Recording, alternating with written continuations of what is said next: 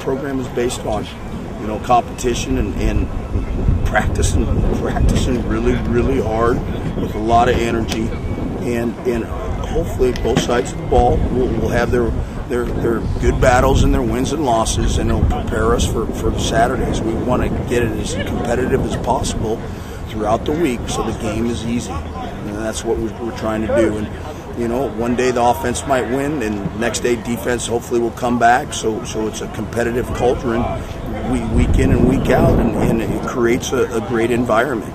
And it also creates good competition amongst each other as far as the ones and the twos, as far as each position. If one guy doesn't play well on a particular practice, then the next practice the other guy is ahead of him.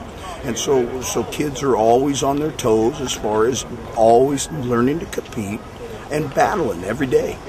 It seems like Desmond hasn't taken long to get into the mix. Is he a guy that you... Desmond Trufant? Yeah. Yeah, he has. I think he's a really good natural football player so far. I mean, he's still young. And we're trying to get him in the mix because he's missed so much practice early, and we're trying to get him caught up. And luckily for him, he was here all summer working out, so he's in shape, and he kind of knows what he's doing already. But now we just got to get him the more practice reps so he has a chance to help us. If we don't, we're not doing ourselves or the kid a service because we don't have enough information on him. So we got to get more information on him and see if he can help us. So him working with the ones, it's more about information, or is he challenging? It's more about him showing us that if he can do it or not. If you don't put him in, then you'll never know. So we put him in with the ones and see if he can compete. And if it's not too much for him, and he looks, quite honestly, I know we're not in full gear this morning, but it kind of looks like he belongs out there. And he'll make mistakes. Mentally, he's got to come a little ways as far as understanding everything. But that position mentally is not as challenging as some of the other positions. Is it conceivable that you'll have some true freshmen playing this year? No question. Yeah, absolutely, they will. On offense, one of our best receivers is a true freshman. On defense, we have a really good two defensive ends that I see playing. I see a couple of our linebackers helping out on special teams, and I see a couple of these corners helping us out.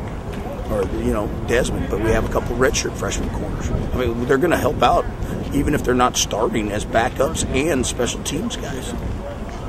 Where do you get your energy? Where does that come from? I think I was born with it.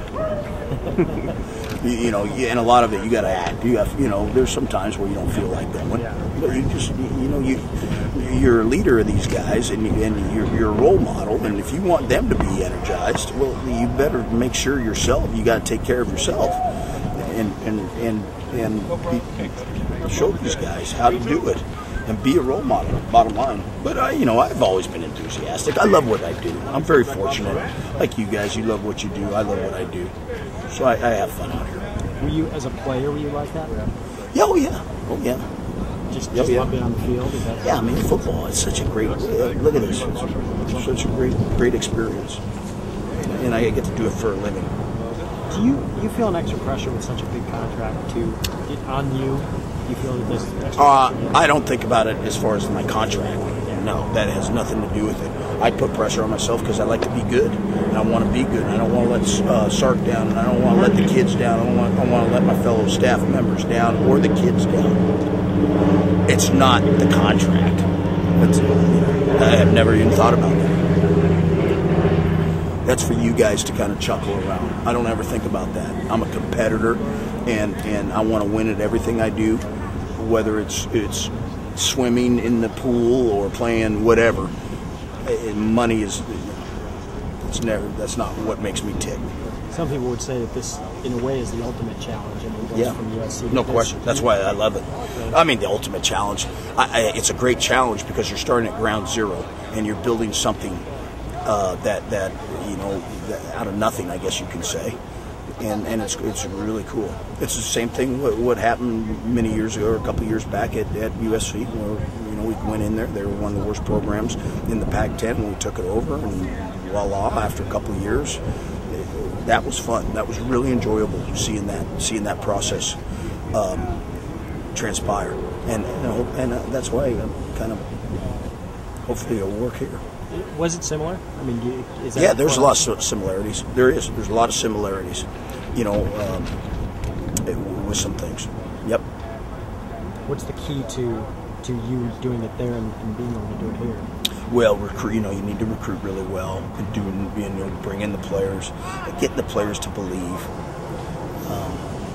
I think that's the biggest thing. Getting them to believe in themselves, in what they're doing, and not to think about the past and just move forward. Nick, now that it's been 9 months, can you really look back and say that it has been like 100% overhaul? I mean, from top to bottom? This program? Yeah. Since January, since we got here, or since Sargis got here, I see a lot of improvement. I don't know. It's not 100% overhaul yet, and you got to ask me. Quite honestly, you got to ask me after the season, because the time will tell. So far it's been a nice overhaul, but I wouldn't say 100%. And I'm going to save my opinion, hold my opinion until December. Right. What's been the biggest change, though? I mean, from the beginning of fall camp, what have you seen out of the evolution of these guys? I think just keep on doing what we're doing and stay in the course, and we're getting better on defense. We're getting better. Guys are getting better.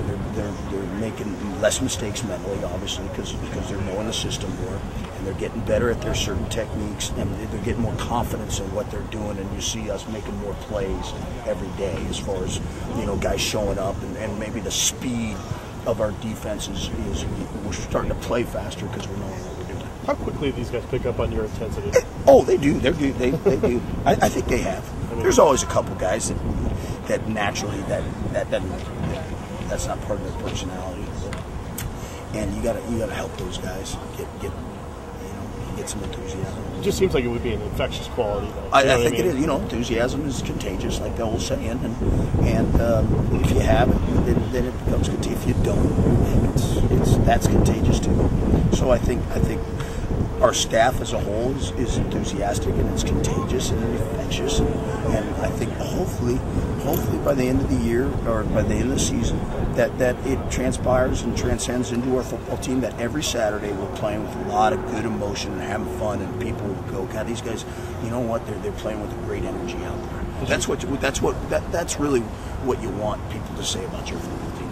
Does your mindset change on Saturdays, in the sense that you teach from Monday through Friday and kind of let them do their thing? Or No. You know what? We're teaching constantly. On game day, we're teaching. It's every day. We're teaching every snap, every play.